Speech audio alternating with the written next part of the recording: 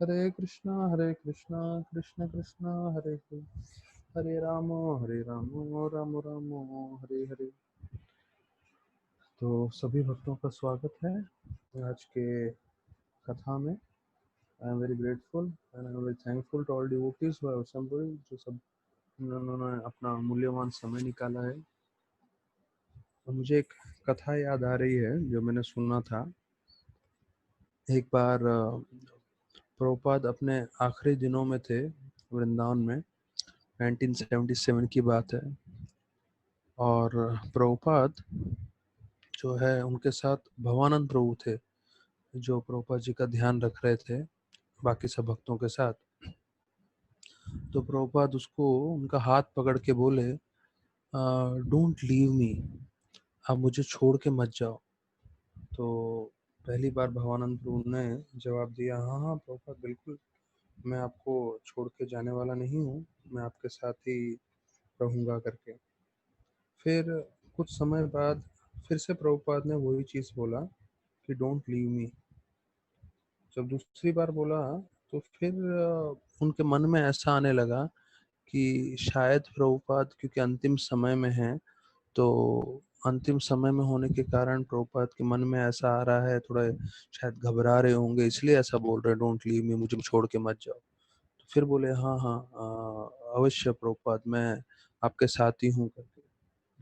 और फिर कुछ समय बाद तीसरी बार प्रभुपाद जी बोले डोंट लीव मी, मुझे छोड़ के मत जाना करके।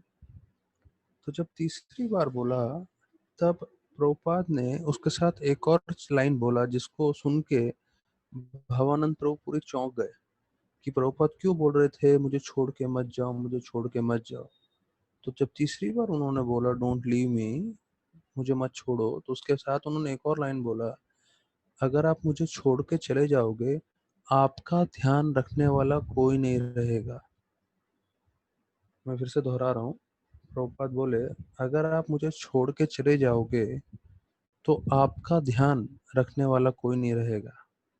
इसका मतलब प्रभुपाद ये बतलाना चाहते थे, जितने भी इस्कॉन के भक्त हैं, किसी को भी प्रभुपाद को छोड़ के नहीं जाना चाहिए। अगर प्रभुपाद को छोड़ के चले गए तो उनका ध्यान रखने वाला कोई नहीं रहेगा। तो हमें गलतफहमी में, जैसे भवानंद प्रभु को लग रहा था शायद प्रभुपाद अंतिम समय में हैं, इसलिए प्रभुपाद कह रहे हैं मुझे छोड़ के मत जाओ। नहीं, प्रभुपाद का कहने का मतलब ये था कि अगर हम में से कोई भी प्रभुपाद को छोड़ दिए तो हमारा ध्यान रखने वाला कोई नहीं रहेगा। जैसे भागवतम में प्रभुपाद बोलते हैं, एक होते अनाथ और एक होते सनाथ। सनाथ मतलब जिनके माता पिता हैं, अनाथ मतलब जिनके माता पिता नहीं। तो आध्यात्मिक रूप से हमारे पिता जो है गुरु हैं और परम गुरु प्रभुपाद हैं, तो हमें कभी गलती से भी उन्हें नहीं छोड़ना चाहिए। तो अभी इस परिस्थिति में जो है हम प्रभुपाद का आश्रय ले रहे हैं इस भागवतम के द्वारा। जो भागवतम हम पाठ कर रहे हैं, तो प्रभुपाद का हम शिक्षण सीख रहे हैं, अपने जीवन में अपनाने की कोशिश कर रहे हैं। जैसे प्रभुपाद बोले थे कि मैं कभी जो है इस दुनिया को छोड़ के जाऊंगा नहीं। हाँ, शारीरिक रूप से छोड़ के जाऊंगा, बट प्रभुपाद बोले I will always live through my books, अर्थात मैं हमेशा अपनी किताबों के द्वारा जीवित रहूंगा, अपने भक्तों को मार्गदर्शन करूंगा। तो प्रभुपाद अभी भी हमें मार्गदर्शन करने के लिए तैयार हैं। उन्होंने भागवतम दिया है, पूरे रात रात की नींद जो है जाग के बिना सोए उन्होंने भागवतम दिया है। अब हमें चाहिए कि हम इसका आश्रय लेने के लिए तैयार हैं कि नहीं। हम लोग को 1-2 घंटा भी देना मुश्किल हो जाता है। हाँ, 1 घंटा श्रवण करना, 1 घंटा पढ़ना, 2 घंटा हमको लगता है बहुत मुश्किल है। और प्रभुपाद जो है हमारे लिए इतना रात रात भर जाग जाग के लिखे, जिससे हम सबको ये ज्ञान मिल सके। और देखिए, मेरे अभी कई लोग जो हैं श्रवण कर रहे हैं, कई लोग मेरे काउंसली पूरे अब्रॉड में भी हैं, विदेश में भी हैं। तो कई लोग ने बहुत धन कमाया है, कई लोग अच्छे पोजीशन में हैं। पर मेरा एक ही रिक्वेस्ट रहा है, भले कोई भक्त मेरे काउंसली में बॉम्बे के हों या कोई अब्रॉड में बैठे हो, या कोई बहुत ज़्यादा धन कमा रहे हो या कोई फेमस हो, ऐश्वर्य हो, मेरा एक ही रिक्वेस्ट रहा है सबसे कि मुख्य रूप से आप ध्यान रखिए, आपके जीवन भर आपका भक्ति नहीं छूटना चाहिए। अगर भक्ति आपका छूट गया, फिर आपने भौतिक जीवन में बहुत कुछ किया, बहुत अच्छी बात है भौतिक रूप से, पर आध्यात्मिक रूप से उसका क्या फल है? तो जैसे मैं आपको लोग बता रहा था, राधानाथ महाराज कृष्णचंद्र प्रभु को सिर्फ बता रहे थे, सबसे मुख्य है आध्यात्मिक जीवन। तो आप सफलता प्राप्त करिए और भगवत धाम चले जाइए। यहाँ ऐसा नहीं कि भौतिक जीवन में बहुत बड़ा-बड़ा करने के लिए आप इतना परिश्रम कर रहे हैं और आपकी भक्ति छूट रही है। हुँ? तो मेरा ये रिक्वेस्ट रहेगा इस टाइम पे लॉकडाउन में विशेष रूप से सभी भक्तों को माला पे बहुत ध्यान रखना है। अगर माला नहीं हो रहा है तो प्रायोरिटी रख के करिए। और कभी-कभी कई भक्तगण तो ऐसा भी करते हैं, मैं रिकमेंड नहीं कर रहा हूँ, कभी बाई चांस उनका 2-4 माला रह जाता है तो अगले दिन कर लेते हैं। और कभी-कभी काफ़ी दिन का रह जाता है तो पूरा हिसाब रखते हैं। हमारे एक भक्त है ब्रह्मचारी मंदिर में, अच्युतानंद प्रभु, वो पोस्ट ग्रेजुएशन जो है उन्होंने मेडिकल लाइन में किया है। तो पोस्ट ग्रेजुएशन करते हैं तो क्या होता है, दिन भर उनको कॉलेज में रहना पड़ता है, गवर्नमेंट में जब काम करते हैं तो दिन भर उनको जो है पोस्ट ग्रेजुएशन में कॉलेज करना पड़ता है और रात भर उनको गवर्नमेंट हॉस्पिटल में ड्यूटी देना पड़ता है। ये पॉलिसी है पोस्ट ग्रेजुएशन के लिए। तो आदमी को सोने को भी नहीं मिलता है क्योंकि दिन भर कॉलेज करना है और मेडिकल की इतनी पढ़ाई रहती है, वो भी पोस्ट ग्रेजुएशन में, और रात को उनको पूरा टाइम ड्यूटी करना पड़ता है। तो मुश्किल से जहाँ 2-4 घंटा, 3 घंटा, 1 घंटा, 4-5 घंटा कैसे तो मिलता था, उसमें वो मुश्किल से सोते थे और उसमें फिर पढ़ाई भी करना पड़ता था। तो उन्होंने अपना कितना जपा बचा है, तो जपा करने का मुश्किल ही हो जाता था, असंभव हो जाता था, क्योंकि उसमें उनको सोने को नहीं मिलता था, उसमें उनको अपना पढ़ाई करने को नहीं मिलता था। तो तकरीबन तकरीबन उनके कई सैकड़ों जो है हंड्रेड्स ऑफ राउंड्स बचे थे, लेकिन उन्होंने प्रामाणिक रूप से अपना पूरा कितना कितना माला बचा हुआ है रोज रोज का, मतलब 2-4 माला हो गया, कभी 6 हो गया, कभी 8 हो गया, कभी बिल्कुल नहीं हुआ। तो कितना मेरा पेंडिंग है, ऐसे मैंने पूछा नहीं उनसे, पर कुछ काफी ज्यादा नंबर था।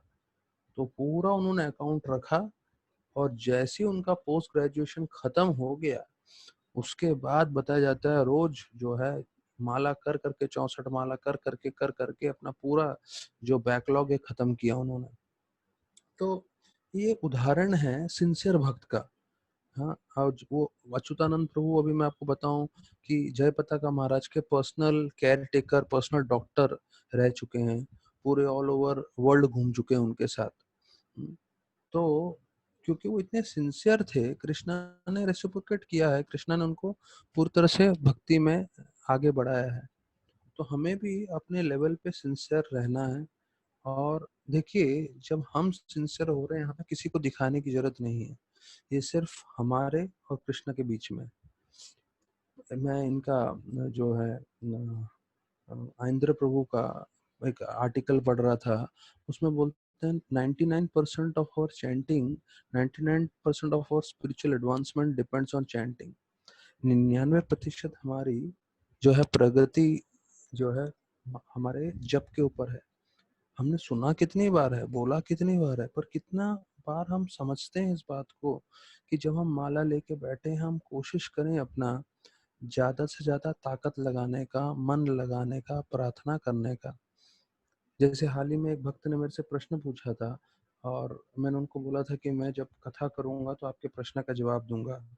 तो उनका प्रश्न था कि प्रभु जी, जब मैं व्हाट्सएप पे कुछ वीडियो देखता हूँ 5-7 मिनट का, तो मेरा मन यहाँ वहाँ नहीं जाता। जब मैं कोई यूट्यूब में जो है पिक्चर देख रहा हूँ, तो मेरा मन यहाँ वहाँ नहीं जाता।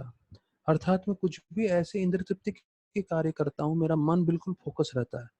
हमने देखा होगा कि कभी हम पिक्चर देख रहे हैं, पिक्चर देखते देखते हमारा मन जो है दुनिया भर के काम के लिए नहीं सोचता, और दुनिया भर में किसी ने मुझे क्या बोला है ये वो सब नहीं जाता। लेकिन जैसे हम जपा करने बैठते हैं, तो जपा में बिल्कुल हमारा मन नहीं लगता और उसी समय हमारा मन सब कुछ सोचने लगता है। तो ऐसा हो रहा है तो इसका क्या समाधान है और ऐसा क्यों हो रहा है, ये सवाल था नित्यानंद प्राण प्रभु का। तो इसका देखिए, एक चीज तो ऐसा है कि भाई हमें इंद्र भोग किए हुए जन्मों जन्म हो चुके हैं। ऐसे नहीं कि इसी जन्म से हम इंद्र भोग कर रहे हैं, जन्मों जन्मांतर से हम इंद्र भोग कर रहे हैं। हमें मालूम भी नहीं होगा कितने पहले हमने जन्म लिए हैं जिसमें हमने इंद्र भोग किया है। तो अभी इतने जन्मों के से हमने इंद्र भोग किया हुआ है, अभी हम बोल रहे हैं भक्ति करो, तो बहुत मुश्किल होगा निश्चित रूप से। हमारा मन थोड़ी जो है शांत बैठा रहेगा। तो जब इंद्र भोग आप उसको कराओगे तो अपने आप जो है मन एकाग्र हो जाएगा पूरी तरह से। क्यों? क्योंकि उसका स्वभाव बन चुका है इंद्र भोग करना। तो हमें चाहिए कि हाँ, हमारा मन जो है इंद्र भोग में हमेशा जो है लगा रहेगा और भक्ति में नहीं लगेगा। जप करते समय मन ध्यान नहीं देगा, ठीक है, लेकिन हमें कोशिश करते रहना है। और मन जो है हम वश में नहीं कर सकते, क्योंकि मन को बनाने वाले हैं कृष्ण भगवान। हाँ, भूमि रापो नल वायु खम मनो बुद्धि रेवच। तो कृष्ण भगवान गीता के 7वें अध्याय के 5वें श्लोक में बोल रहे हैं कि मन मैंने बनाया है। तो हमारे जो है जप करने से, हमारे मेहनत करने से मन वश में आएगा निश्चित नहीं है। लेकिन एक चीज है कि हम कृष्ण को बताना चाहते हैं कि हम जो है पूरी तरह से कोशिश कर रहे हैं। हम चाहते हैं हमारा मन पूरी तरह से नियंत्रित हो और कृष्ण की सेवा में लगे। तो उसी प्रकार से जो है हमें कोशिश करते रहना है। अभी ये आप एक व्यक्ति का प्रॉब्लम नहीं है कि मन उसका विचलित होता है, ये सभी भक्तों का प्रॉब्लम है। तो मन का स्वभाव ही ऐसा है, मन का जो है प्रकृति ऐसी बनी है मन की कि वो हमेशा विचलित रहेगा। चंचल में मना कृष्ण। तो हमें ज्यादा उससे विचलित नहीं होना है। अगर हमारा भक्ति में थोड़ा आगे पीछे भी हो जाए, हाँ, जैसे एक मेरे को सैफरन डिवोटी बता रहे थे कि प्रभु जी मैं तो बहुत जो है फुटबॉल से आसक्त हूँ, और मैंने तो महाराज को भी बोल दिया कि महाराज जब वर्ल्ड कप होता है फुटबॉल का तो मैं देख लेता हूँ, तो मेरे से रहा नहीं जाता करके। मतलब कई लोगों के लिमिटेशंस रहते हैं, कई लोग जो है इन सब चीजों से आकर्षित होते हैं। हाँ, ये हमारे भी जो सबकी कमियां होंगी, ठीक है, लेकिन एक चीज समझना है कि हमें भक्ति करते रहना है। भक्ति नहीं छोड़ना है। जैसे हम लोग ने अभी जो तीसरा हम अध्याय सुन रहे हैं, तीसरे अध्याय में स्पष्ट रूप से बताया है कि आपकी कोई भी इच्छा हो, अकाम सर्व काम हुआ मोक्ष काम आधारित तीव्रेन भक्ति योगेन यजते पुरुषम परम। तो ये जो श्लोक में बताया गया है कि ठीक है, आपकी भौतिक इच्छाएं हैं, कोई बात नहीं, करें भक्ति करें अच्छे से। भगवान की कृपा रहेगी तो वो भौतिक इच्छा को संपूर्ण भी कर देंगे, या भौतिक इच्छा को आपके पूरे मन से बाहर भी निकाल देंगे। जैसे मैं पढ़ रहा था आप लोग के साथ चर्चा करने के लिए कि आपका जपा अच्छा हो रहा है, कैसे मालूम चलेगा? दो लक्षण है। एक, आपको आपका जपा अच्छा हो रहा है, वो आपको कैसे मालूम चलेगा? उसके दो लक्षण है। एक, आपको सेवा करने की इच्छा बढ़ेगी मन में। जपा, गुड जपा मीन्स गुड सेवा सर्विस एटीट्यूड। अच्छा जपा मतलब आपको ज्यादा से ज्यादा सेवा करने की इच्छा होगी। दूसरा, इंद्र भोग के तरफ आपका मन कम से कम जाएगा। इंद्र भोग की तरफ कम से कम जाएगा। प्रभुपाद जी लिखते हैं भागवतम के पर्पट्स में, हम लोग चर्चा भी कर रहे थे, हम लोग देख सकते हैं कितना हम सेक्स डिजायर से फ्री हैं। अगर सेक्स डिजायर से जितने फ्री हैं हम, उतना हम समझ सकते हैं हमने एडवांसमेंट किया है।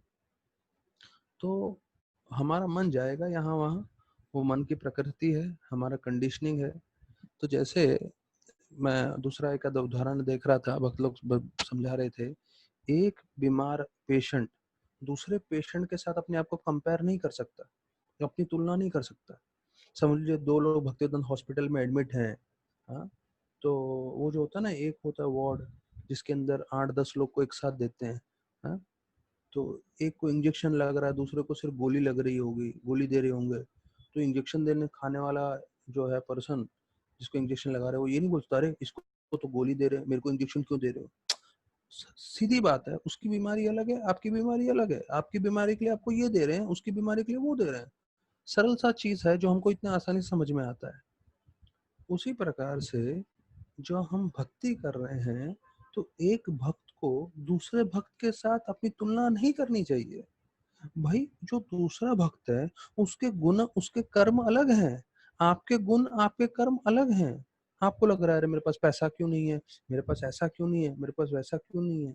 अरे ठीक है भैया, जो भी है जैसा भी है, आप कृष्ण की सेवा में लगिए पूरी तरह से दिल लगा के। और अंते नारायण स्मृति, अंत में आप भगवान को स्मरण करके भगवत धाम चले जाइए। इसमें दूसरों के साथ तुलना करना, कंपेयर करना, कंपटीशन करना मूर्खता है। ये चीज आप समझ लीजिए। हाँ, जो कृष्णा ने आपको परिस्थिति में रखा है, प्रभुपाद जी बताते हैं, वो है भगवान का आशीर्वाद, वो है भगवान की ब्लेसिंग्स। ये आशीर्वाद है जिस भी हम परिस्थिति में हैं। जितने भी लोग अभी श्रवण कर रहे हैं कथा का, हम सब अलग अलग परिस्थिति में हैं। हमें समझना चाहिए ये आशीर्वाद है। यहाँ तक कि ये लॉकडाउन भी आशीर्वाद है, अगर हम उस समय दिल लगा के भक्ति कर सकें, प्रार्थना कर सकें तो हम लोग ने कल चर्चा किया, जो है 13वें श्लोक से हम लेके आगे बढ़े। हाँ, और उसमें से हमने बताया कि कैसे आयुर्हरति वै पुंसान् उद्यानास्तान् चयन असौ तस्यर्थ शनो नीतो उत्तम श्लोक वार्तया, कि कैसे बाहर भौतिकवादी लोगों का एक एक दिन उनको मृत्यु के पास लेके जा रहा है। देखिए भागवतम इतना विस्तार पूर्वक में आप चर्चा कर सकते हैं। आप चाहें तो देखिए एक श्लोक को आप एक एक शब्द का अनुवाद जो है पढ़ के, आप उसको डिटेल में समझ के आप उसको पाठ कर सकते हैं।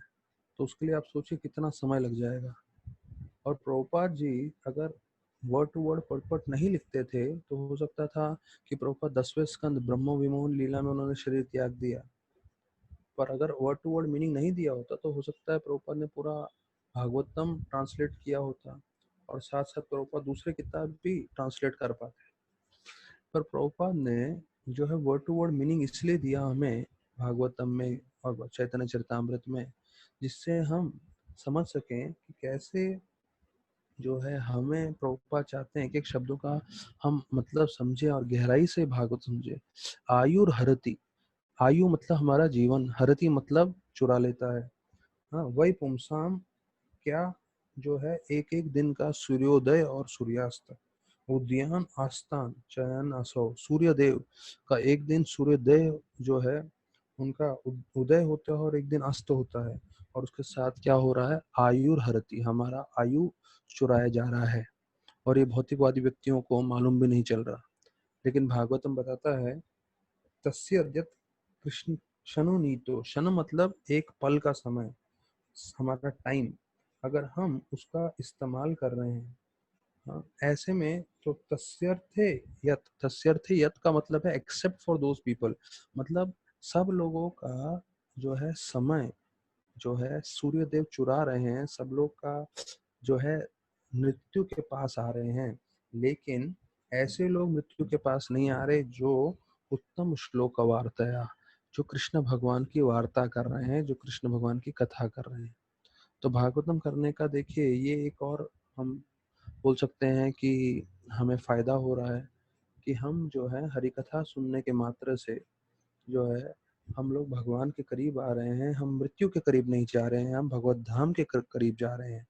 हाँ, और उसके लिए हमें निश्चित रूप से चाहिए कि हम एकत्रित हों और जो है कथा करें। और कल हमने देखा कैसे पेड़ों के लिए बताया जाता है कि आप पेड़ पेड़ जीते नहीं है क्या, और पेड़ से जो है ऐसे भक्तगण जो भक्तिमय जीवन में उनका जीवन व्यतीत हो वो ज़्यादा महत्वपूर्ण है।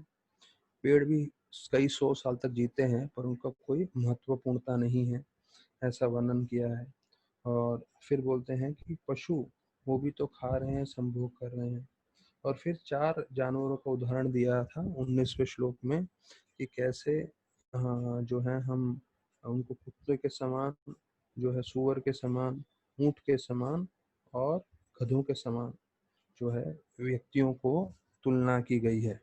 तो थोड़ा भारी शब्द है, कोई ज्यादा भक्ति में नहीं होगा उनको लगेगा अरे भागवतम इतना गाली क्यों दे रहे हैं लोगों को।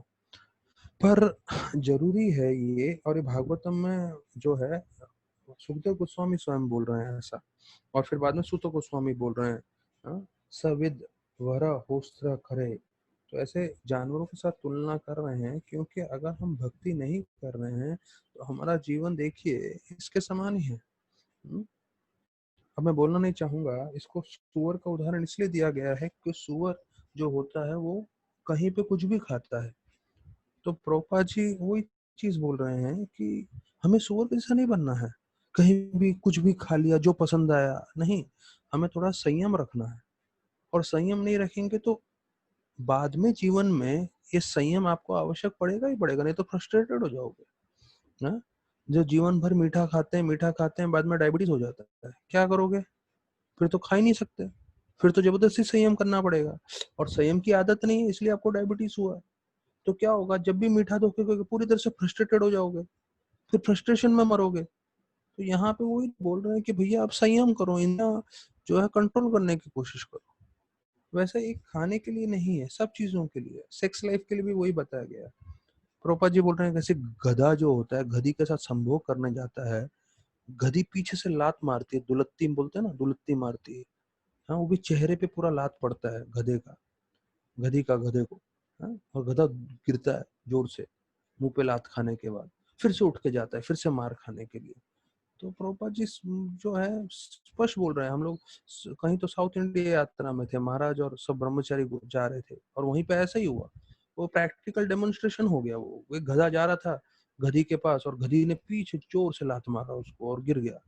तो महाराज ब्रह्मचारी को देख के बोले, सीखो सीखो, कभी जिंदगी में इसके पीछे मत पड़ना, वरना लात खाते रह जाओगे जिंदगी भर। हम्म? तो जितना हम इससे दूर रहें उतना ही बढ़िया है, उतना ही हमारा आध्यात्मिक जीवन आगे बढ़ेगा।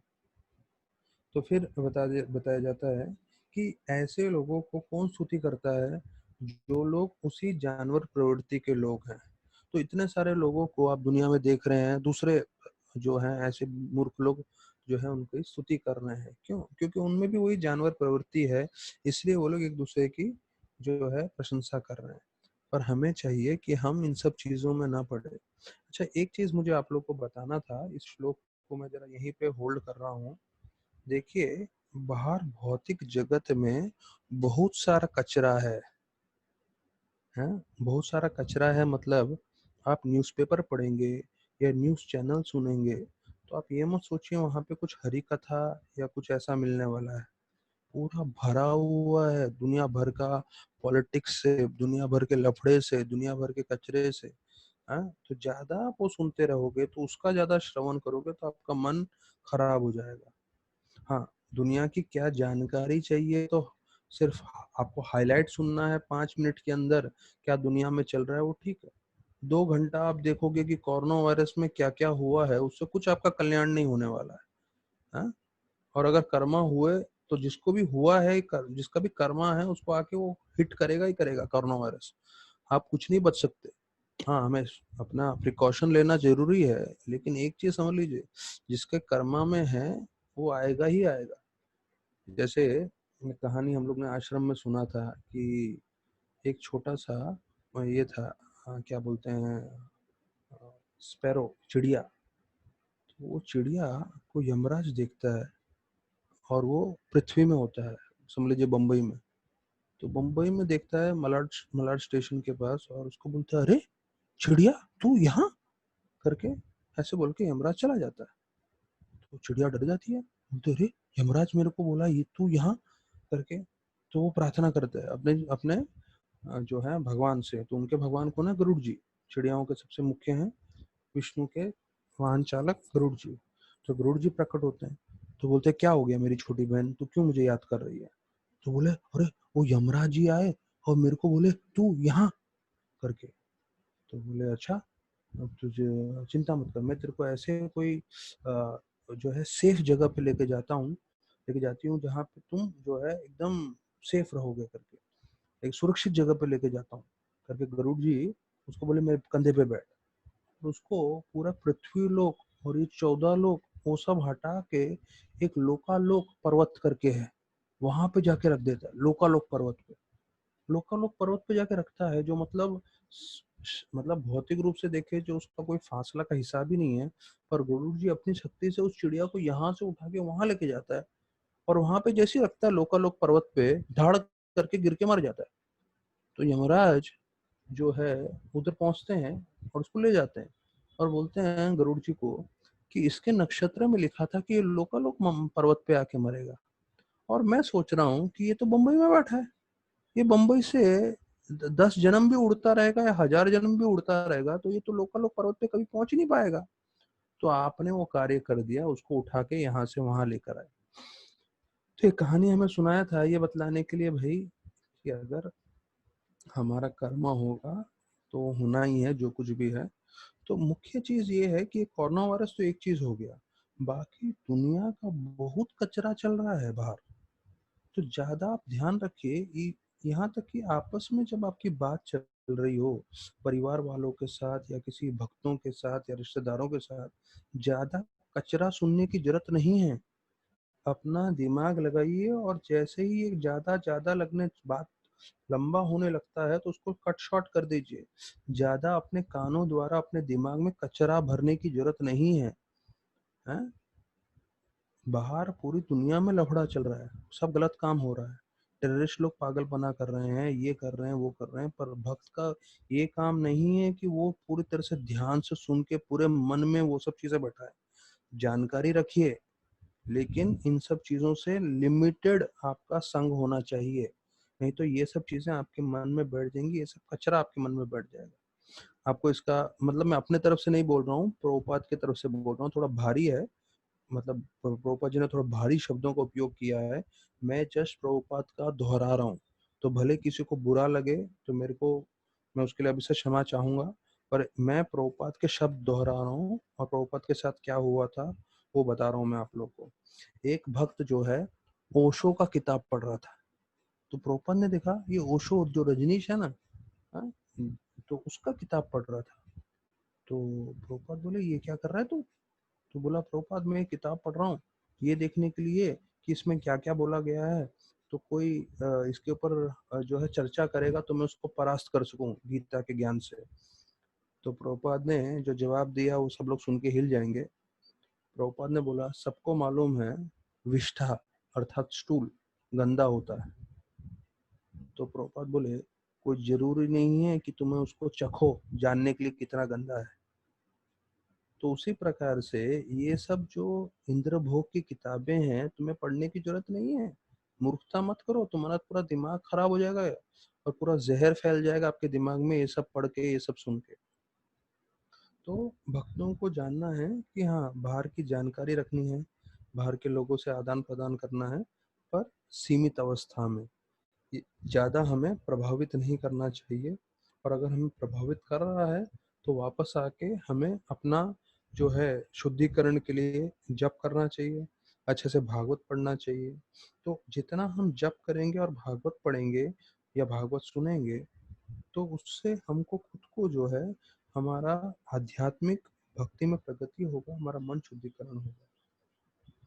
तो अभी यहाँ पे फिर जो है 20वें से 25 24 श्लोक में जो है अलग अलग जो है हमारे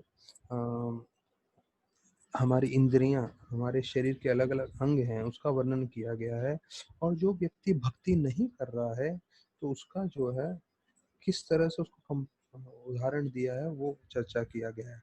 तो हमारे कानों को जो है होल्स ऑफ अ स्नेक मतलब सांप के बिल, जहाँ सांप रहता है उसके साथ उदाहरण दिया गया है, उसके साथ वर्णन किया गया है। फिर जो है दूसरा जो है हमारे जीवा को, अगर हम भगवान का चर्चा नहीं कर रहे हैं तो बताया जाता है कि हाँ उसको जो मेंढक है उसकी जीवा के साथ बताया गया है। फिर बोला गया है कि हमारा जो सर पे कई लोग पगड़ी पहनते हैं, तो बोलते हैं वो पगड़ी जब कोई डूबने वाला व्यक्ति होगा पानी में तो जितना भारी उसका पगड़ी होगा उतना जो है वो जल्दी पानी के अंदर डूबेगा। तो ये जो है तीसरा उदाहरण दिया गया है। तो हम लोग प्रभुपाद के परपट्स में आएंगे और प्रभुपाद के परपट में विस्तार पूर्वक की चर्चा करेंगे, पर मैं आपको जस्ट संक्षेप में बता रहा हूँ। फिर बताया जाता है जो हाथ, हाँ, जो हाथ भगवान की सेवा में नहीं लगता है वो हाथ एक मृत आदमी के हाथ के समान है। फिर जो पैर और आंखें, आंखें बताया जाता है कि जैसे मोर पंख पे भी आंखों का जैसे चित्र बना होता है, तो कहते हैं उसके समान है। अगर उस आंखों से हम भगवान के दर्शन नहीं कर रहे हैं तो वो पैर जो तीर्थ स्थान पे नहीं जाता है वो पेड़ की शाखाओं के समान है, तो वैसे बोला जाता है। और वो व्यक्ति जो भगवान की भक्ति नहीं कर रहा वो एक मृत आदमी के समान है। और वो हृदय, जिस हृदय में भक्ति नहीं है, वो एक लोहे का, स्टील फ्रेम्ड, अर्थात एक लोहे का जो है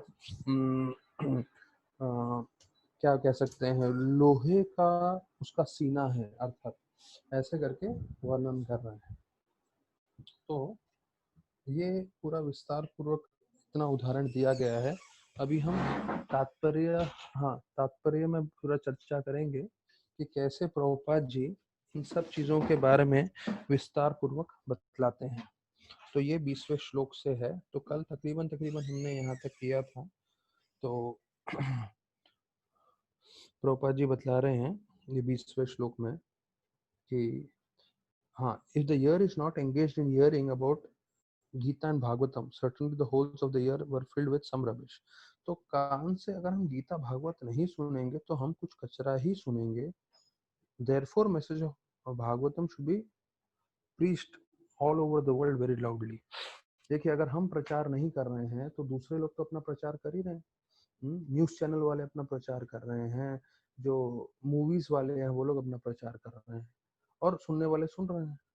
तो हम लोग उसकी तरफ आकर्षित हो जाएंगे अगर हम गीता भागवतम नहीं सुने। तो इस श्लोक में मैंने बताया था कल भी, 2 बार प्रभुपाद बोलते हैं कि हमें we should preach the message of Gita and Bhagavatam very loudly, मतलब जोर से चिल्ला के हमें बोलना चाहिए गीता भागवतम। बिकॉज क्योंकि अगर हम इसका ज्ञान नहीं देंगे तो जो है लोग दूसरा कुछ सुनने वाले ही हैं।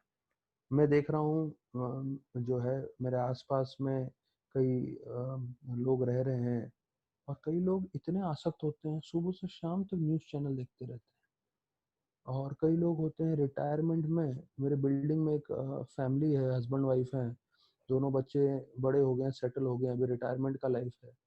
उसका क्या दिन भर का एक्टिविटी है, सुबह उठेगा और दिन भर टीवी देखता रहेगा, चैनल बदलता रहेगा। और उसने वो पुश बैक सीट लाया हुआ है, आराम से पीठ पीछे करके दिन भर टीवी देखता रहता है।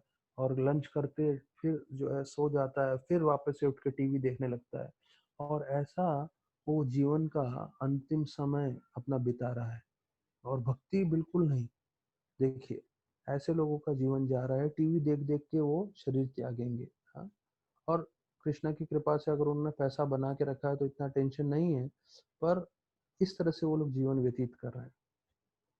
तो इसलिए बताया जाता है श्रीमद् भागवतम जो है जोर से हमें प्रचार करना चाहिए। आप लोग को ये बात बताइए तो मुझे लग रहा है मुझे भी उनको जाना चाहिए, बताना चाहिए, थोड़ा प्रचार करना चाहिए भागवतम के बारे में।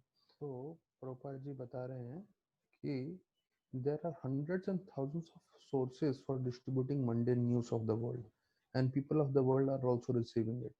देखिए, जैसे मैंने वो अखबार के बारे में या न्यूज़ चैनल के बारे में बताया, प्रभुपाद जी भी वही बोल रहे हैं कि कई कई हजारों जो है न्यूज़ चैनल्स जो है खबरें दे रहे हैं। तो उसी प्रकार से जो है हमें भी आध्यात्मिक जो है ज्ञान देना चाहिए। और फिर प्रभुपाद जी ये 20वें श्लोक में दूसरी बार बोल रहे हैं, क्या बोल रहे हैं, one should must speak loudly so that they can hear, कि हमें जितना हो सके ऊंचे ऊंचे ध्वनि में समझाएं लोगों को जो है गीता भागवतम का ज्ञान। नहीं तो लोग जो है ऐसे ही बिना भक्ति के अपना जीवन अंत कर देंगे।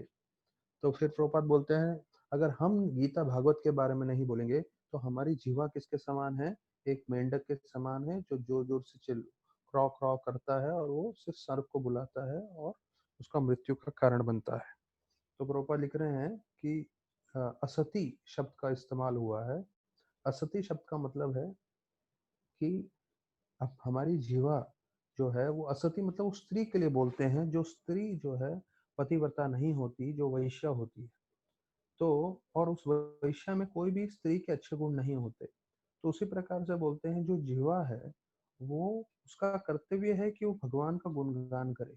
अगर वो भगवान का गुणगान नहीं कर रही तो हमारी जीवा जो है एक वैश्या के समान है, जो अलग अलग बकवास कर रही है, अलग अलग व्यर्थ की चीजें बोल रही है। तो ये 20वां श्लोक हुआ। फिर 21वें श्लोक का हमने जो है मुख्य चीज पढ़ लिया है। अभी हम जो है उसका तात्पर्य में प्रभुपाद जो बता रहे हैं उसमें जा रहे हैं।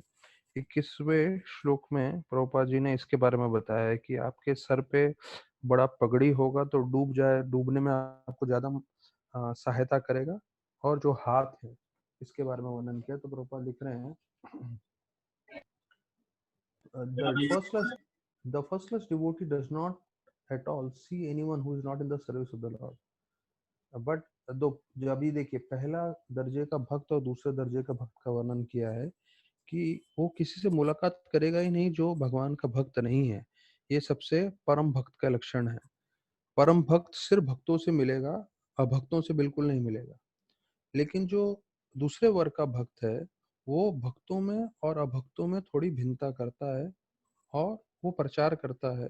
और इसलिए कभी कभी जो है, यहाँ पे फिर तीसरी बार लिख रहे हैं Prabhupada, they must loudly preach the glories of the lord. देखिए, ये 3 बार हो चुका है। जब मैंने मार्क किया तब मैंने भी इतना ध्यान से नहीं पढ़ा, मैंने 2 बार पढ़ा था। ये पिछले 20 और 21वें श्लोक में 3 बार आ गया कि भाई हमें जोरदार प्रचार करना चाहिए अपनी क्षमता अनुसार। जिसको जितना ज्ञान है तो उतना जो है हमें प्रचार करना चाहिए। भागवत में अलग अलग दिया गया है कि जितना आपकी क्षमता है, जो आपकी शक्ति है, उसके अनुसार आप प्रचार करिए। तो मैं एक जगह प्रोग्राम कर रहा था और प्रोग्राम करते समय आप लोग के साथ तो विस्तार पूर्वक प्रचार कर रहा था।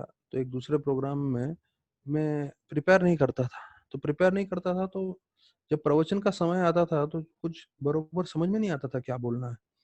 और ऐसा कई दिन हुआ। उसके बाद मैं बोला कि शॉर्टकट नहीं चलेगा, पेपर पेन लेके बैठना पड़ेगा, पूरा नोट्स निकालना पड़ेगा। उसके बाद फिर उस लेक्चर में जाता था, प्रोग्राम करता था। तो जो जो मैंने प्रिपेयर किया है, क्योंकि हर ऑडियंस के हिसाब से आपको प्रवचन देना चाहिए। हाँ, जब ऑडियंस नया है तो उनको उस तरह से शुद्ध भक्ति और ये भागवतम नहीं बोल सकते, क्योंकि उनका वो स्तर नहीं है। उनको उस स्तर पे लाना पड़ेगा जिससे उनमें श्रवण की आसक्ति हो, उसके बाद आप भागवतम दे सकते हो। तो आपको हर जो है परिस्थिति में हर व्यक्ति के हिसाब से आपको प्रचार करना पड़ेगा।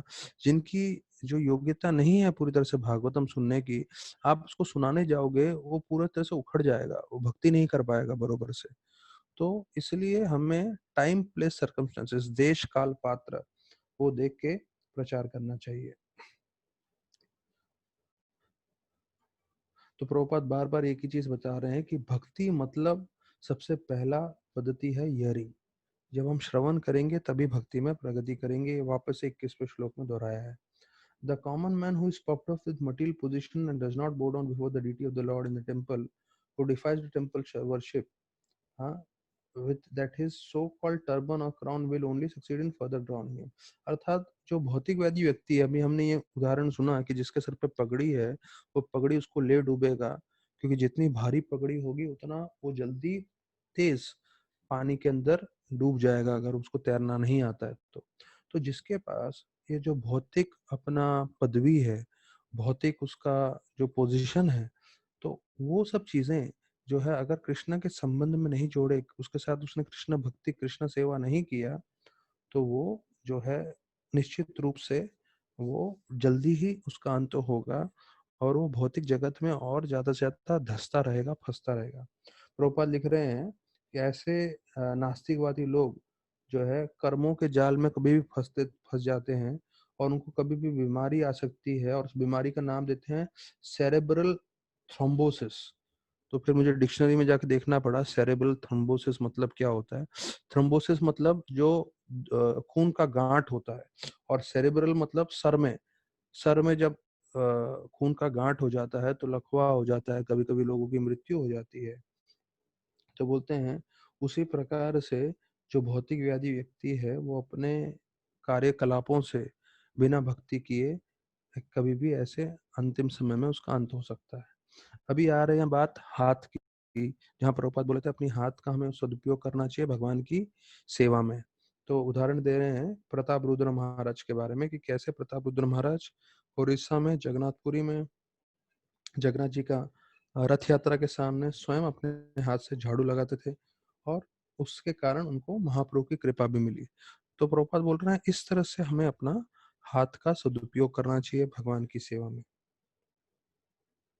फिर बोल रहे हैं this consciousness will help a man even in his material prosperity, कि अगर हम जो है किसी भी परिस्थिति में हो, लेकिन हम उस परिस्थिति में भगवान की भक्ति तीव्रता से करें, तो वो हमें भौतिक समृद्धि के लिए भी मदद करेगा।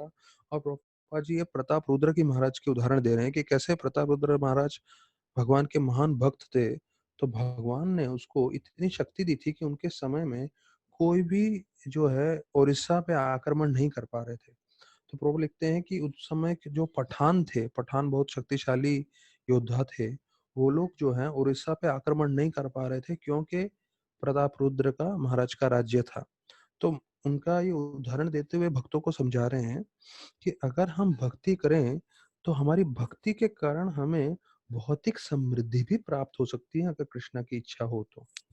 फिर जो है 22वां श्लोक आता है, उसमें हमारी आंखों का और हमारे जो पैर है उसका वर्णन किया है कि पैर अगर मंदिर नहीं जाए तो व्यर्थ है। तो फिर अभी यहाँ का तात्पर्य जरा लंबा है, आप लोग को थोड़ा ध्यान से सुनना पड़ेगा। ये विशेष रूप से गृहस्थ भक्तों के लिए बताया गया है। प्रोपा जी पूरा 22वां श्लोक का तात्पर्य, मैंने पूरा का पूरा तात्पर्य ही इम्पोर्टेंट करके मार्क किया है। क्यों? क्योंकि ये हम सबके लिए बहुत जरूरी है। तो मैं बता रहा हूँ आप लोग को, प्रोपा जी लिख रहे हैं कि जो गृहस्थ भक्त है उसके लिए टीटी वर्षिप बहुत जरूरी है। तो जो गृहस्थ है उसको अपने गुरु के अंडर में मार्गदर्शन लेते हुए उनको भगवान विष्णु का, राधा कृष्ण का, लक्ष्मी नारायण का, सीताराम का, किसी न किसी का विग्रह घर में रखना चाहिए।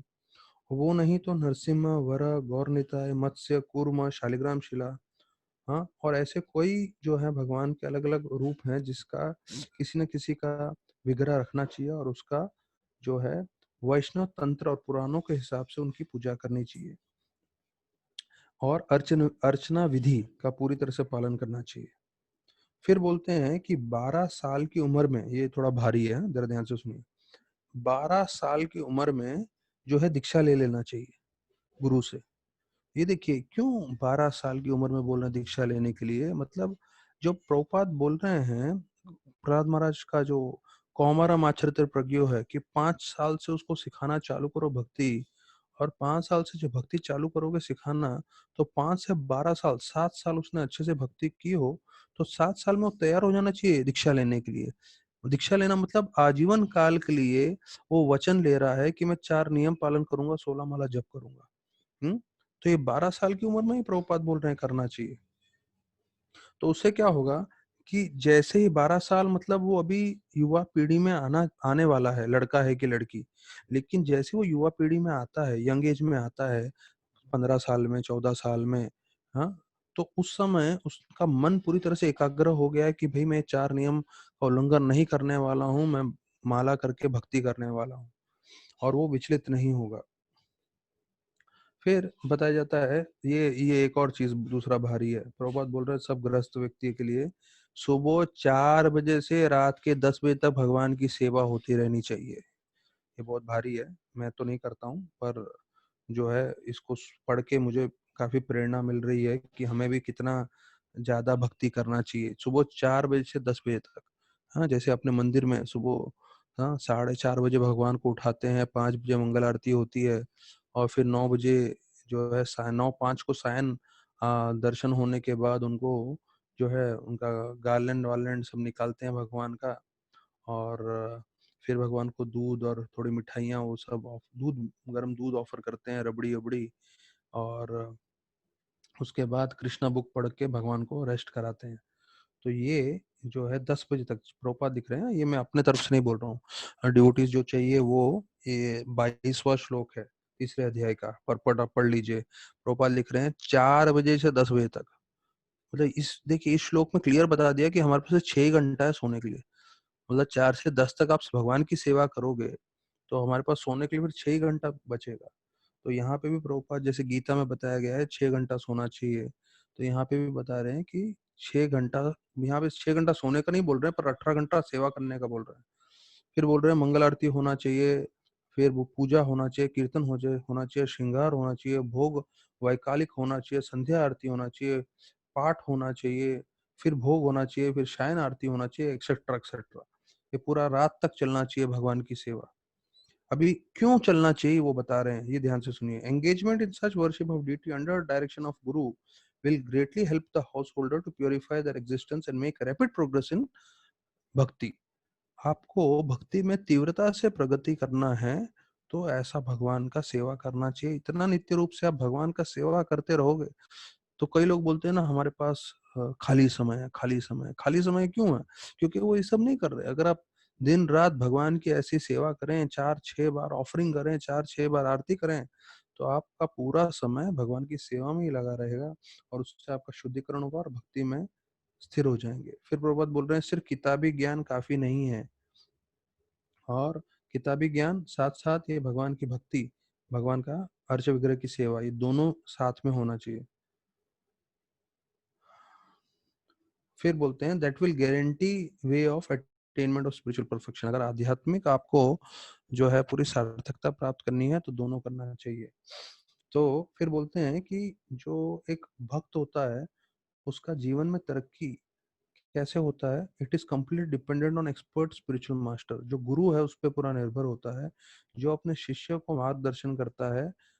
कब तक मार्गदर्शन करता है? जब तक वो भगवत धाम नहीं पहुंचता, अर्थात जीवन के अंत तक उसको मार्गदर्शन करते हैं। और फिर विष्णु चक्रवर्ती ठाकुर का जो हम लोग गुरु अष्टक में गाते हैं तो उसका वर्णन आता है इस श्लोक में, 22वें श्लोक में। श्री विग्रहाराधन नित्यानाना श्रृंगारतन मंदिर मर्जना दो युक्तस्य भक्तां च युञ्जतोऽपि वंदे गुरु श्री चरणार वृंदम।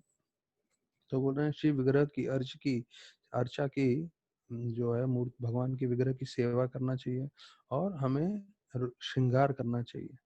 तब जो है और मर्दिन जो है मंदिर मार्जना दो कि उसकी साफ सफाई करनी चाहिए। तो ये हाथ को लेके संबंधित है, जो है हमें भगवान की सेवा करनी चाहिए।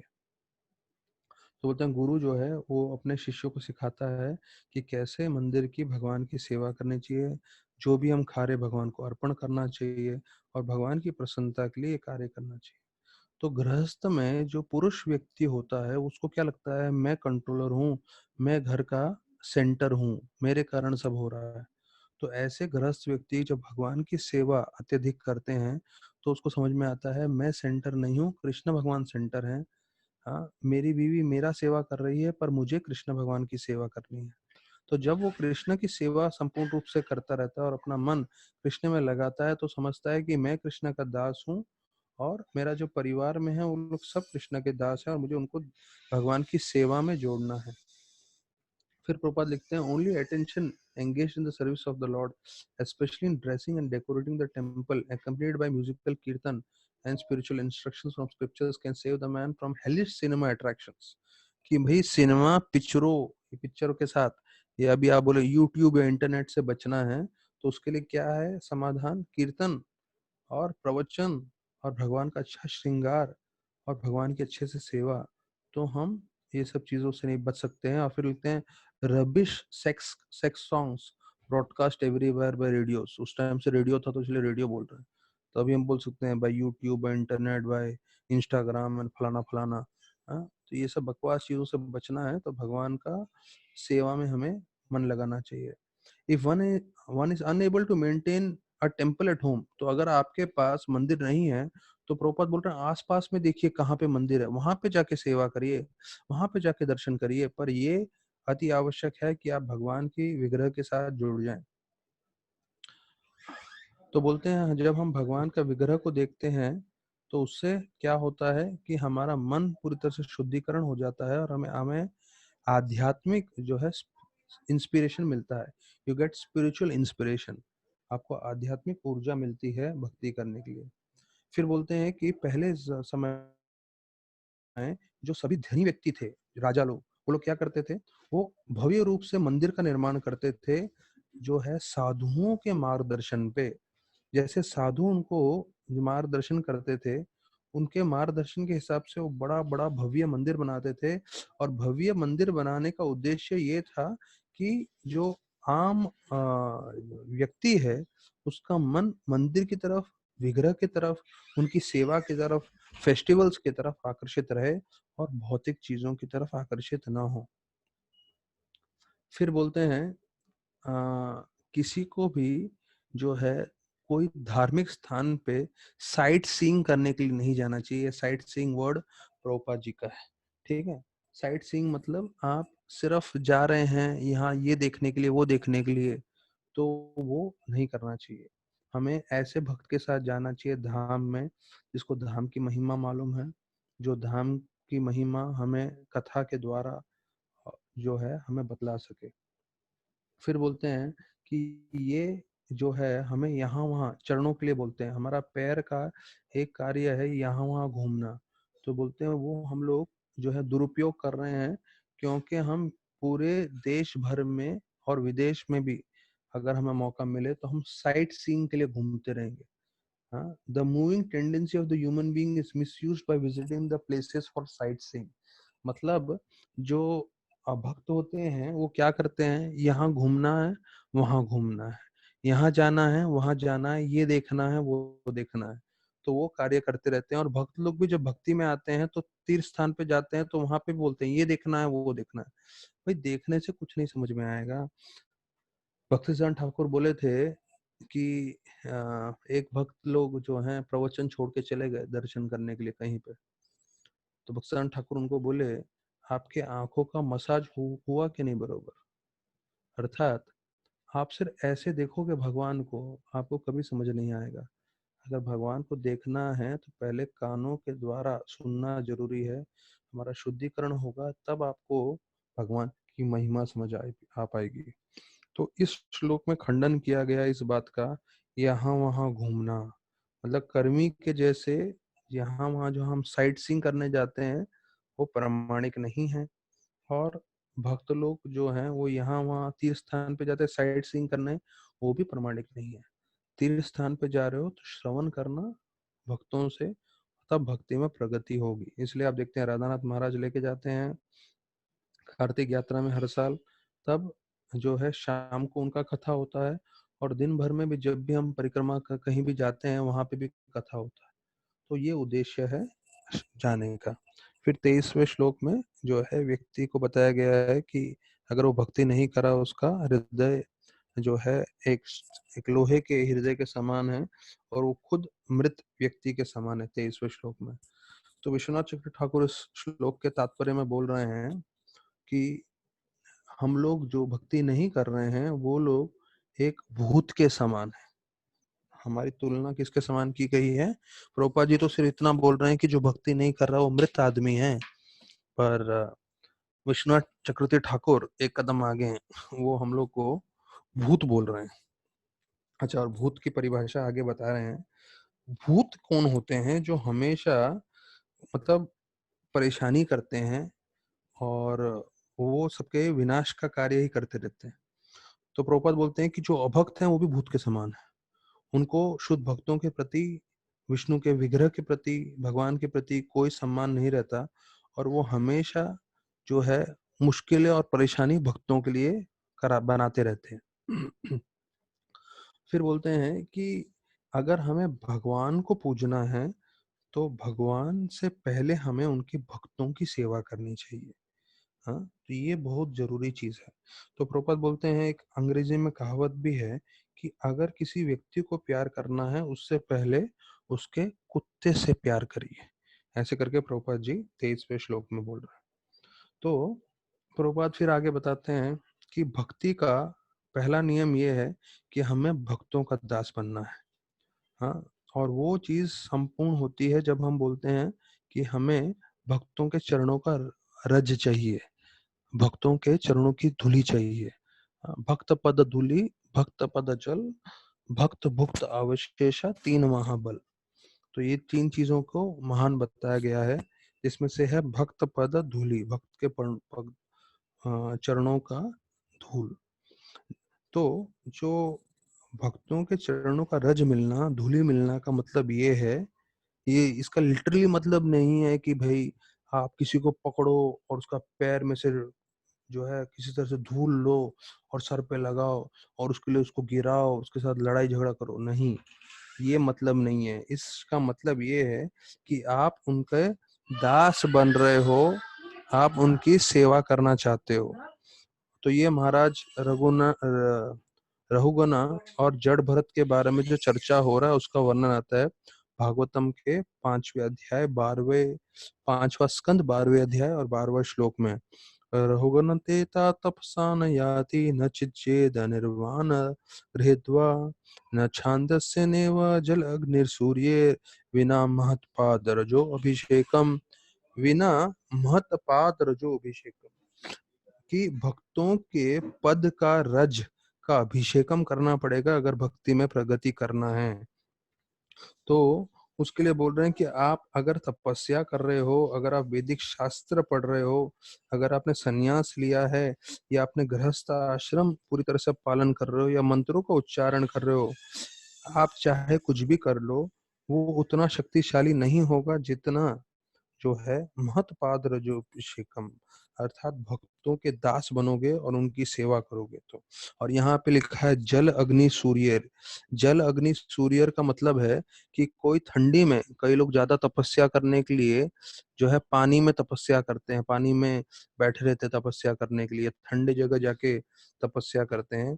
ये अग्नि और सूर्य, अग्नि और सूर्य का वर्णन किया है कि जब गर्मी का समय होता है तो अपने आसपास अग्नि लगाते हैं और गर्मी जो है प्रकट करते हैं, और गरम गरम सूर्य के जो है नीचे बैठ के तपस्या करते रहते हैं। तो ये सब का कोई फायदा नहीं है जितना फायदा होगा अगर आप भक्तों का संग करें और भक्तों की सेवा करें। तो फिर बोलते हैं चैतन्य महाप्रभु ने भी यही सिखाया है, गोपीर पद कमले और दास अनुदास। तो चैतन्य महाप्रभु भी वही चीज सिखा रहे हैं क्योंकि वो स्वयं भगवान है और भगवान होते हुए उनको भक्ति सिखानी है। तो वो भी बोल रहे हैं अगर भक्ति में प्रगति करना है उसका एकमात्र उपाय है भक्तों की सेवा करना है, भक्तों का दास अनु बनना है। तो जैसे प्रभुपाद ने जो है भक्तों को जब दीक्षा दिया था तो किसी भक्त ने आके पूछा प्रभुपाद इस का क्या मतलब है, जैसे हाय ग्रीव प्रभु का जब उनका नाम पड़ा दीक्षा का, तो हाय ग्रीवा का क्या मतलब है करके प्रभुपाद से पूछा गया। हाँ, तो प्रभुपाद ने बोला एक एक दूसरे भक्त का नाम दिया था हंस अधिकारी। हाँ, हंस अधिकारी वो नाम दिया था, तो उनको बोला ये क्या नाम है, इसका क्या मतलब है। तो प्रभुपाद ने बोला आपका नाम इसमें सबसे मुख्य चीज है हंस अधिकारी दास, हयग्रीवा दास। दास आपका सबसे मुख्य चीज है क्योंकि आपको हमेशा भक्तों का दास बने रहना है और जीवन पर्यंत उनको सेवा करनी है। फिर बोलते हैं कि जो भगवान है he is a property of a devotee, अर्थात भगवान अपने आप को जो है अपने भक्तों के हाथ में नियुक्त कर चुके हैं। तो जब आप किसी भक्त को प्रसन्न करते हो तो भक्त की इतनी शक्ति है आपको कृष्ण दे सकते हैं। तो इसलिए भक्तों की सेवा करना बहुत जरूरी है। फिर प्रभुपाद इसके उदाहरण में बोल रहे हैं कि सारे वृंदावन में सब श्रीमती राधा रानी को जो है प्रार्थना करते हैं। Radha Rani is the tender hearted feminine counterpart of the supreme whole, मतलब वो जो है एकदम नरम हृदय वाली जो है माता है और उनकी कृपा मिलती है तभी भक्ति में हम प्रगति कर सकते हैं। इसलिए सब भक्तगण जो है राधा रानी की जो है प्रार्थना करते हैं। और फिर जब वो राधा रानी कृष्ण भगवान को प्रार्थना करती है, वो रिकमेंड करती है, तो भगवान को स्वीकार करना ही पड़ता है। तो ये तरीका है भगवान का कृपा प्राप्त करने का कि हम वैष्णव के सेवा के द्वारा जाए। तो प्रभुपाद दिखते हैं इसका मतलब ये है कि हमें भगवान की कृपा प्राप्त करने से अच्छा उनके भक्तों की कृपा प्राप्त करने का कोशिश करना चाहिए। हाँ, सो उससे जो है हमें विशेष ध्यान जो है विशेष रूप से हमें भगवान की कृपा अवश्य मिलेगी जब हम भक्तों की कृपा प्राप्त करेंगे। तो the natural attraction for the service of the Lord will be revived. भक्तों को हम जब प्रसन्न करेंगे तो हमें भगवान की अवश्य रूप से कृपा मिलेगी। फिर ऐसे करके 24वें श्लोक में बताया कि कैसे जो भक्त होते हैं जिनको जिनका हृदय जो है लोहे के समान है। तो फिर प्रभुपाद उसके तात्पर्य में बोल रहे हैं 24वें श्लोक में में कि पहले अध्याय में कैसे वापस से श्रवण और जप को जो है स्ट्रेस दिया गया है। अब आप देख रहे हैं, मैं बार बार इसलिए आप लोग को दोहरा रहा हूँ। आप सोच रहे होंगे हर तकरीबन तकरीबन हर 4 5 6 परपट में एक परपट आ जाता है या 10 परपट में एक आ जाता है जहाँ प्रभुपाद जी जो है हियरिंग एंड चैंटिंग, श्रवण और कीर्तन के बारे में जोर दे रहे हैं। क्योंकि हमें समझना है ये बहुत आवश्यक है हमारे जीवन में भक्ति करने के लिए। अभी डीटी वर्शिप का एक ही श्लोक आया जहाँ पे प्रभुपाद ने जो बहुत भारी तरीके से बोला है, सुबह 4 बजे से 10 बजे तक हमें भगवान के विग्रह की सेवा करनी चाहिए। तो लेकिन जो चैंटिंग है, जो हियरिंग है, वो प्रभुपाद जी हर श्लोक में बोल रहे हैं। और जो हम लोग वैदिक भक्ति कर रहे हैं, तो उससे बताया जाता है वैदिक भक्ति से हमें हमारे शरीर के सभी अंगों को, हमारे हाथ, हमारे आंख, हमारे कान, हमारे पैर, उन सबको भगवान की सेवा में लगाना चाहिए। फिर बोलते हैं भक्ति का असली स्वरूप कैसे मालूम चलेगा, जब हमारे हृदय में परिवर्तन होगा। और अगर हमारे हृदय में परिवर्तन नहीं होगा तो जैसे यहाँ बताया गया श्लोक में, हमारा हृदय एक लोहे का बना हुआ है, जैसे इसे बोलते हैं स्टील फ्रेम। तो जैसे राधा गोपीनाथ प्रभु बोलते हैं, इंफॉर्मेशन इंफॉर्मेशन इंफॉर्मेशन। बाहर की दुनिया में ज्ञान की कमी नहीं है, बहुत सारा ज्ञान है। Information information information but no transformation. मतलब इतना सारा ज्ञान है पर हृदय में कुछ बदलाव नहीं हो रहा है। तो शास्त्रों का एक उद्देश्य है कि आपका हृदय में परिवर्तन हो और आपके व्यवहार में पूरी तरह से भक्तिमय जो है, आप दूसरों को प्रेरणा दे सकें और प्रेरित कर सकें। अच्छा, बताया जाता है फिर भी आपका हृदय परिवर्तन नहीं हो रहा है, आप बहुत जप भी कर रहे हो, आप बहुत कीर्तन भी कर रहे हो, उसके बाद भी इसका मतलब है आप अपराध कर रहे हो करके प्रभुपाद जी बोल रहे हैं। तो उसमें फिर 10 नाम अपराध के बारे में बतलाते हैं। और विश्वनाथ चक्रवर्ती ठाकुर का वो जो है भाव स्तर पे जो जो वर्णन है उसका बोलते हैं, तो वो जो है हम लोग के लिए इतना लागू नहीं होता, क्योंकि हमारा भी शुद्धिकरण का ही पद्धति चल रहा है। फिर बोलते हैं कई लोग जो द्वेषी होते हैं वो अपना खुद भक्ति का मार्ग निकालते हैं, हाँ, अपने हिसाब से भक्ति करते हैं, तो वो भी प्रमाणिक नहीं है। जो आचार्य गण ने बताया गया है वही हमें करना है। तो फिर बोलते हैं अंत में, ये 24वें श्लोक में है, A complete progressive march on the return path home back to Godhead will depend on the instructions of the revealed scriptures and realized devotee. आप भगवत धाम जो है जाओगे, तो वो भगवत धाम आप जाओगे तो उसके लिए दो चीज पे निर्भर है, एक गुरु का शिक्षण पे और शास्त्र के शिक्षण पे। तो ये दो चीज आपको भगवत धाम लेके जाएगा। क्या, कौन सी दो चीजें हैं? गुरु और शास्त्र। क्योंकि जो गुरु है वो शास्त्र में से ही बोलेगा, तभी वो प्रामाणिक गुरु है।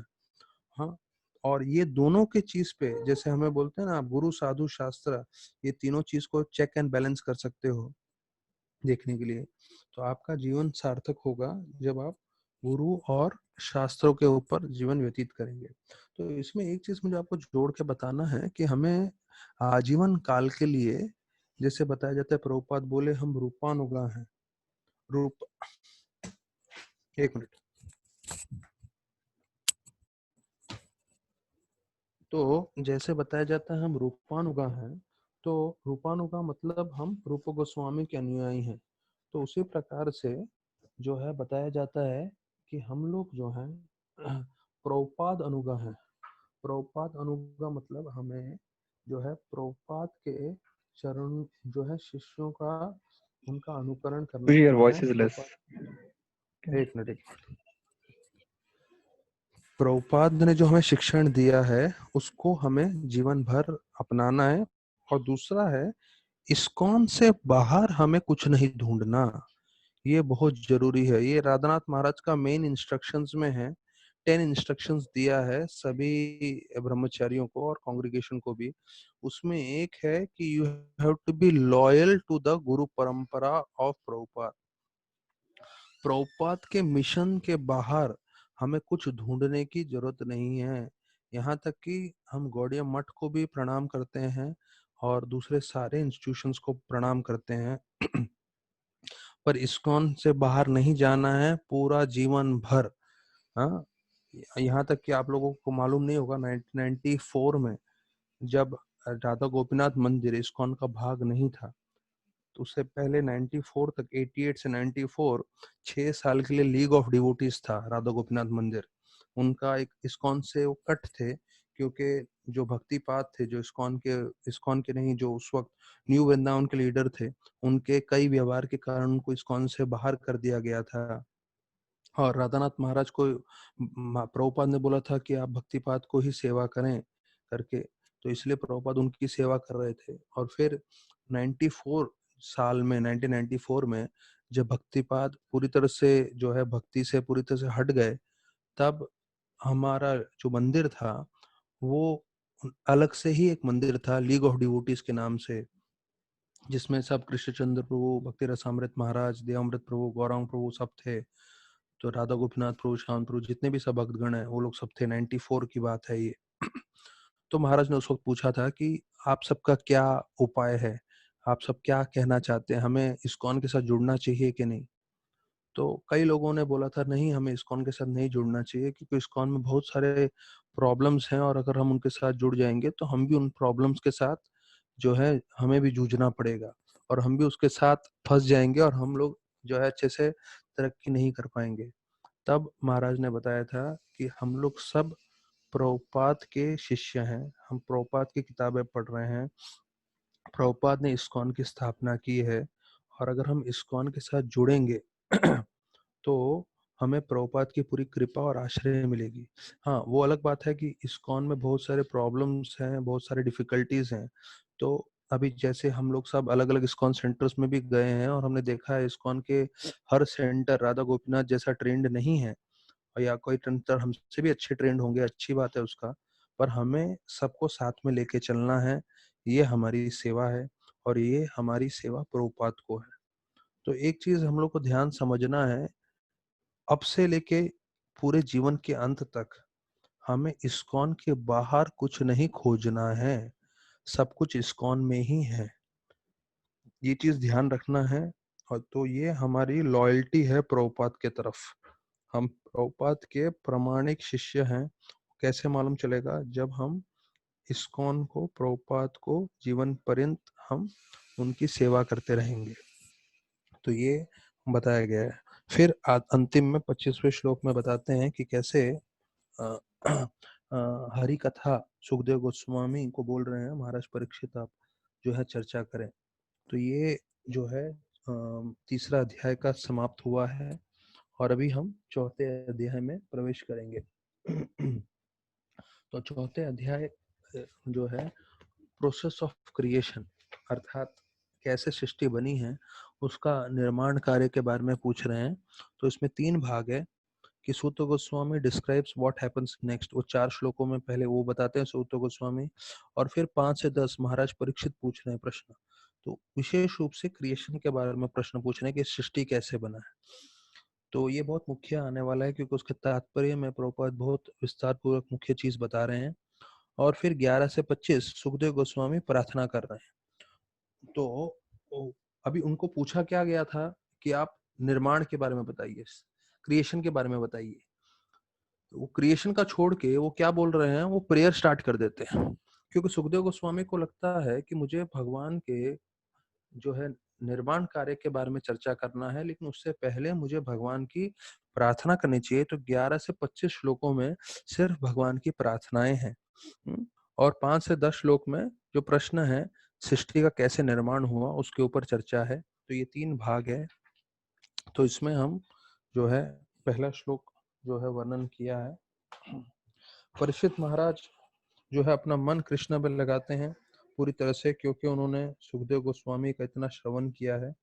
और फिर बताया जाता है कि कैसे वो अपनी पूरी आसक्ति जो है वो पूरी हटा के भगवान की भक्ति में लग जाते हैं। तो ये दूसरा श्लोक हम लोग साथ में चर्चा कर सकते हैं। आत्मा जया सुताग्र पशु द्रवे न बंधुषु राज्य चावकले नित्यम विरुद्धम मनताम जहो। तो इसमें देखिए एक एक चीजों का शब्द का अनुवाद बताया गया है। आत्मा, आत्मा मतलब जो है स्वयं अपने बारे में बता रहे हैं। हमारा शरीर, तो अभी कितने चीजों से हम आसक्त हो सकते हैं। तो इसमें एक एक शब्द का ऊपर मैं आपको मीनिंग करके बताऊंगा। तो महाराज परीक्षित ने अपनी आसक्ति इन सब चीजों से हटा दी थी। आत्मा मतलब अपना शरीर, जया मतलब बीवी, सुत आगर अर्थात हमारे बच्चे और हमारा घर, फिर पशु, पशु मतलब जानवर, द्रविण मतलब धन, बंधुषु मतलब हमारे रिश्तेदार। तो ये सब चीजें जो हैं हमें आसक्त कर देती है हमारे जीवन में। तो ये सबसे आसक्ति उन्होंने कैसे हटाया था? कृष्ण भगवान की भक्ति करके। तो जैसे हम कृष्ण पे ध्यान देते हैं तो हम अपना शरीर, हमारी बीवी, हमारे बच्चे, हमारा घर और यहाँ पे हमारा धन, हमारे रिश्तेदार, तो उन सब से हमारी आसक्ति हट जाती है। तो प्रभुपाद जी इसका तात्पर्य में बोलते हैं देहात्म बुद्धि। देहात्म बुद्धि मतलब हम कैसे शरीर से आसक्त रहते हैं उसके बारे में बता रहे हैं। कितना समय बचा है तुलसी विलास प्रभु?